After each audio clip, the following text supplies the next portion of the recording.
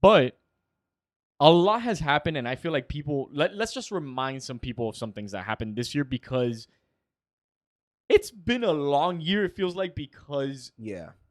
of obvious circumstances. The first one that I want to remind people is that Donald Trump got impeached. That happened. Donald Trump did get impeached. And he also got acquitted same year.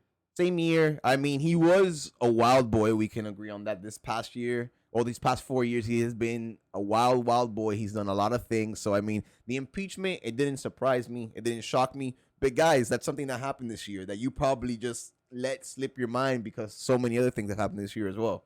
Just like we got a new president-elect, Joe Biden. Yeah, can you believe that? that? On the same coin. On the same year, this motherfucker gets impeached, gets acquitted, and gets booted the fuck out of the office. We have a whole new president on the way now as well. And who would have thought?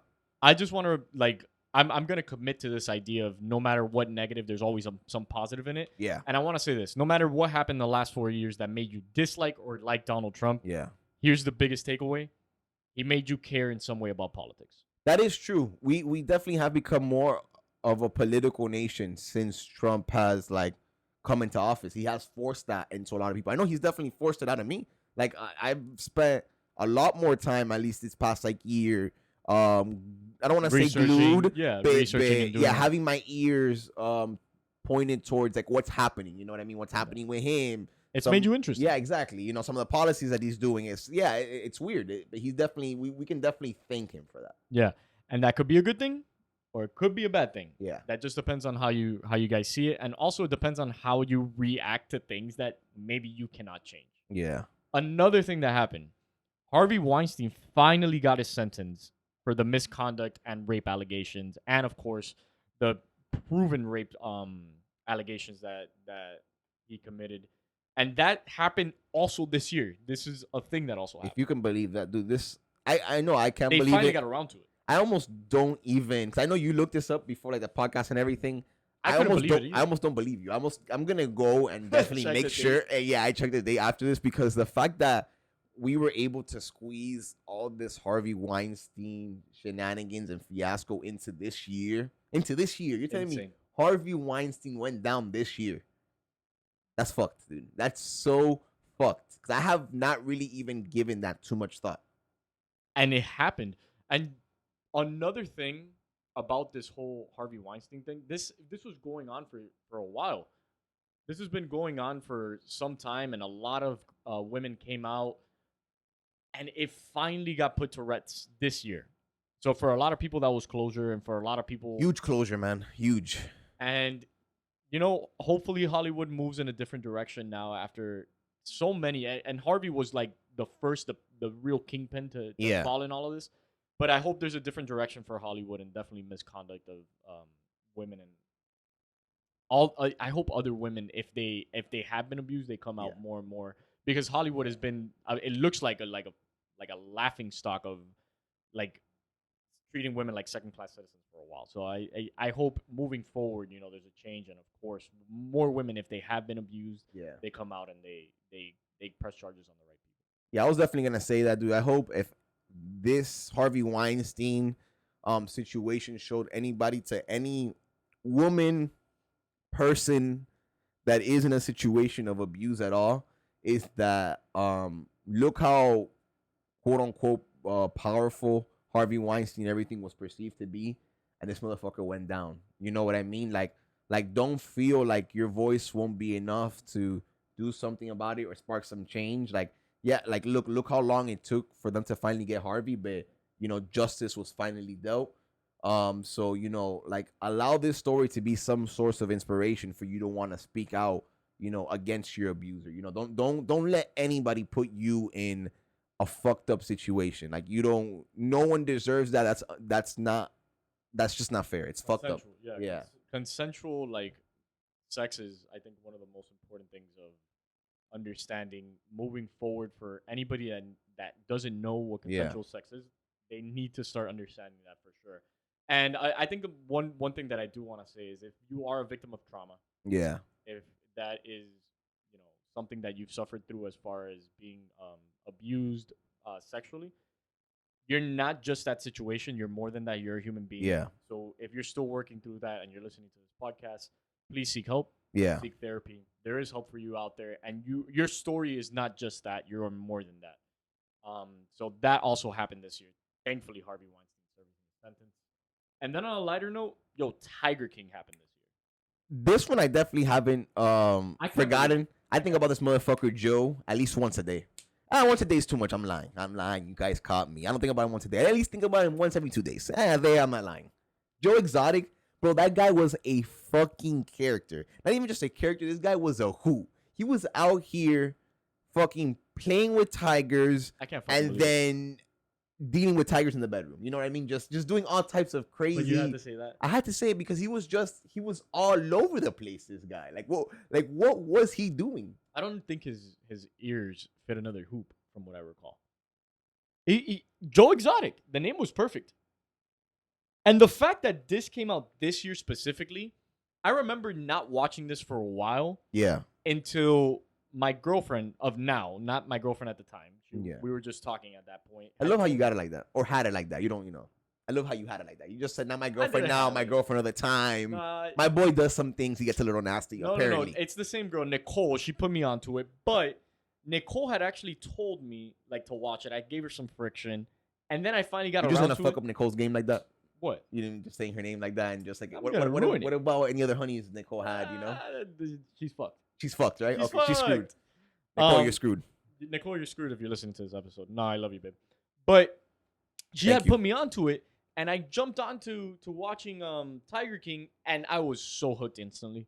I was like, fuck. Yeah, you know what it is. It is like cocaine at the beginning. You just, it's crazy. Yeah, and here's where reality TV I got to tread careful waters with, because they make it really good. Oh, really? Especially Netflix? A whole Netflix production? Fuck, I hate that I'm going to say this, but I'm doing it. Have you watched The Bachelor? Or The Bachelorette? Oh, all right. I'm doing it. I don't care. Just do it. No, just do it, because I'm going to hold you to it. I'm coming clean. It's good. Really? It's good. It's good television, man. They make it addicting. They make it so good. You see the games behind the scenes that these men are playing on each other to woo this girl. Yeah. And it's just, you get these characters, man. They have a villain in the show. Uh-huh. It's fucking cinema. And I was super skeptical. And listen, I'm a skeptical ass motherfucker. But I do have guilty pleasures when it comes to reality TV. I've seen some Jersey Shore in my day. I'm not too uptight about this shit, okay? I read and I do this shit, but I also have range, all right? I could give you some Jersey Shore, and I could definitely give you some Bachelorette if it's under the right premise. And fuck, man, I started the Bachelorette a couple weeks ago. Yeah. I caught it towards the end. And I was like, oh, fuck, this is not really my thing. Look, I'll watch it. If you guys want to have... It's fucking good, Jay. Yeah. It's fucking good, man. How does it feel to be less of a man? Look, Tiger King was much watched TV. Okay. I'd say The Bachelorette, give it a chance. If you don't like it after 2 episodes, don't watch it. Listen.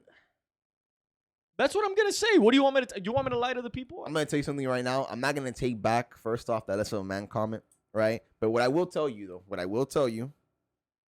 is that I myself have dabbled in the past in reality TV a lot. But the reason I'm so much so... Give me something, because I just gave you gold here. Yeah. No, I mean, I watched, all the regular shit, the Jersey Shore is really consumed. And fellas, is it gay to have fun? No, it's not. It's not. But I've watched, the Jersey Shores. I've consumed that, getting on Facebook talking about it, like a giddy little girl. I've watched a lot of like Flavor Flav when I was younger. You see, and that was very dirty of me. You know what I mean? Now you're talking about it. I was definitely on that reality TV wave. I feel like years before people in our demographic were. Just given just some of the people I was hanging out with at the time, that's just something that they watched. But I just know too well how those shows, what goes into producing those shows. Yeah. And the only reality aspect of those shows really is the fact that we're dealing with actual human beings. But a lot of the show is a show that's produced. Yeah. And what do I mean by that? What I mean is that there are people, right, behind the scenes with only the best interests of the show in terms of ratings and things of that nature that are creating these storylines and putting these main characters in fucked up positions solely for our entertainment. And the reason that bothers me per se is because I need to feel like this shit is real. I just, if it doesn't feel like it's real, then it starts to bother me. And the fact, since I know We're talking works, about reality TV and not porn, right? yeah, and that's like also another main reason why I stopped watching porn too, because bro, you go on these sites now and like it's just like no one's buying this shit. And these titles are getting way too like stepmom with son. Like it's just a lot of shit that's been going on for too long, and it's gotten weird. But I don't even know how we got to this whole porn thing, but whatever. We're here Hey, now. reality TV. Reality TV, pornography, it's all the same shit. Tiger King. It's a bunch of people getting fucked. You know, hold on. Since we're on this topic, I know we're doing a little recap of 2020. Yeah. I want to recap something for you guys. If you are still watching porn, don't watch porn. Like, leave it cold turkey. Yeah. And study the results. Moving forward, we had some notable deaths this year. Very notable deaths. I guess the ones that I really want to like talk about, because those are the ones I remember where I was. I remember what happened. I remember when I got the news. Nate Robinson? His career died a long time ago. But Kobe Bryant. Yeah. I mean, that was shocking. Shocking doesn't even start to describe. And that happened this year. With that Kobe news. Yeah, that did happen this year. If you can believe that. Kobe found a way to sneak himself in this year in 2020 as well. And I hate that. I hate that he found a way to do that. Especially in the way that, he went down, with his sweet, baby girl there with him. I think about just a scenario of this man having to like potentially look at his daughter in the eyes as this shit's going down. Like, what does he even tell her? What the fuck is he even thinking? You know what I mean? So Kobe, I know I can at least speak for myself. I want to say he did the right thing in that moment.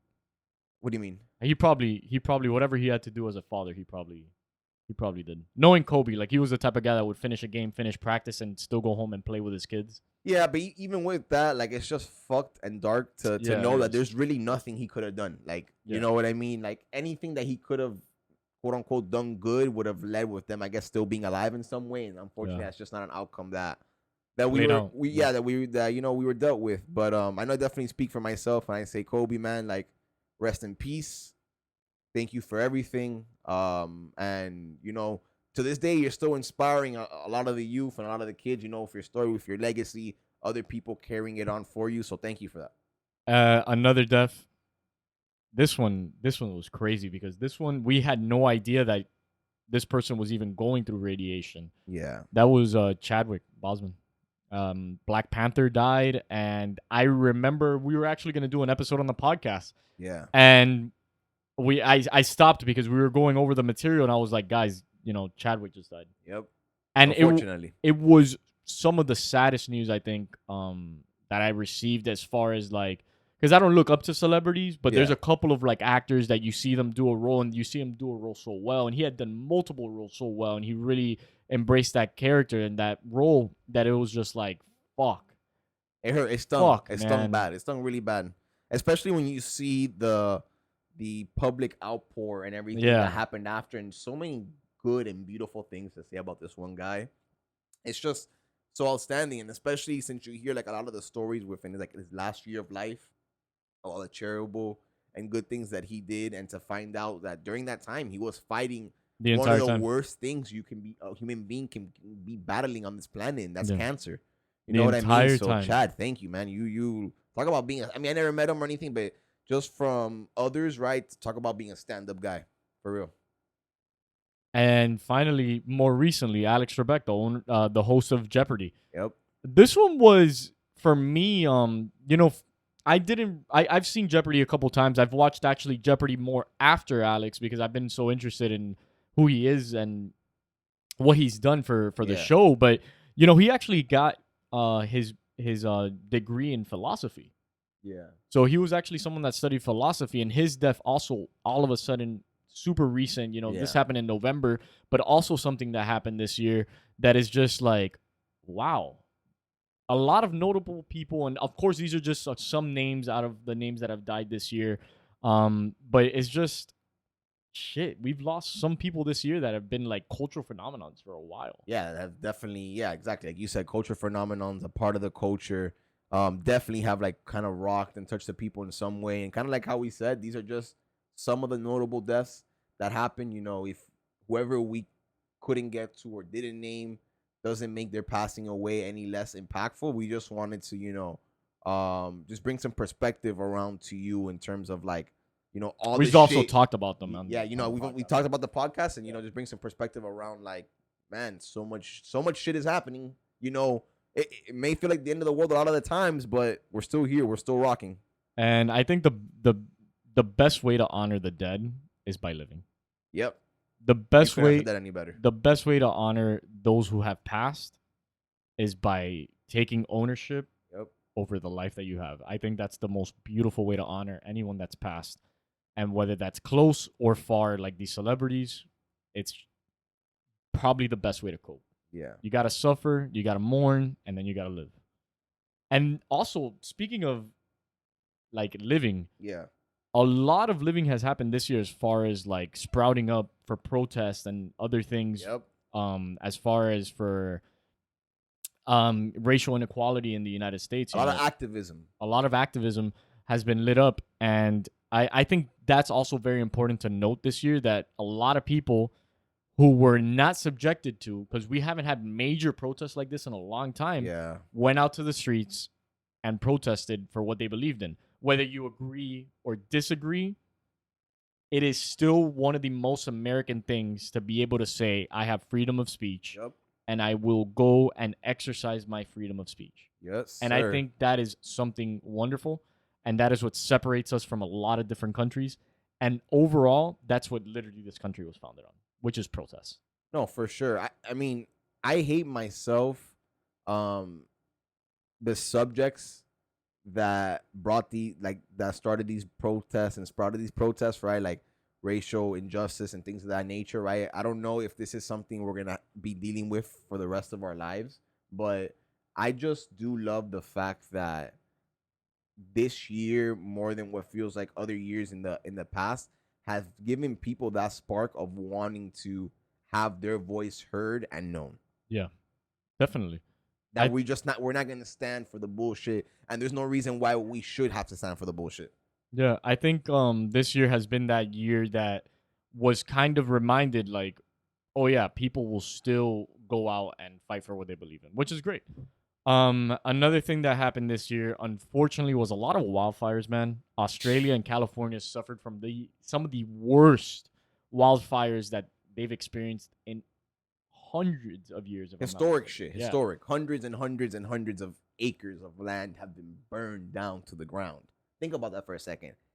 Acres of land. Do any of you motherfuckers know how land gets here? How grass just grows, the dirt under, everything that goes into these beautiful forests and everything that we have around the world, and the fact that just what's been perceived a lot as just natural causes and things of that nature have just caused it to be burned down. And not just empty land, but we're talking about land also that have human life on it. People that are living in these homes and these different ranches and shit like that in California.